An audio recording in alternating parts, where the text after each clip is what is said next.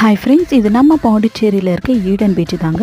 Eden பீச்சுக்கு போய் காற்று வாங்கலான்ட்டு போனால் அங்கே எல்லாருமே ஜாலியாக விளையாடிட்டு இருந்தாங்க. அங்கே ஒரு லைஃப் கார்டு நின்றுட்டு இருந்தாங்க. இவங்க எதுக்கு இங்கே நின்றுட்டு இருக்காங்கன்னு பார்த்தா, ஒரு மரம் வந்து அடிச்சுட்டு வந்து கரை ஓரத்தில் இருந்துடுச்சு.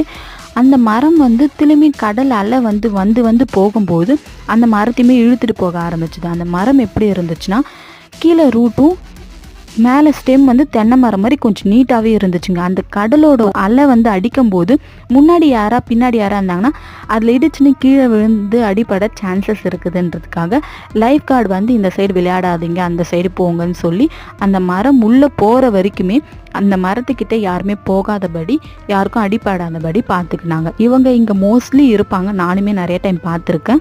இவங்க எதுக்கு இருக்காங்கன்னா, கடலில் போய் விளையாடும் போது யாரோ தெரியாமல் அடிச்சுட்டு போயிட்டாங்க, இல்லை யாருக்கா ஸ்விம்மிங் தெரியலாம், அவங்கள பாதுகாக்கிறதுக்காக எப்போதுமே அங்கே ஒருத்தவங்க இருந்துகிட்டே இருப்பாங்க. இவங்களோட வீடியோ பிடிச்சிருந்தால் லைக் பண்ணுங்கள், ஷேர் பண்ணுங்கள் அண்ட் சப்ஸ்கிரைப் பண்ணுங்கள்.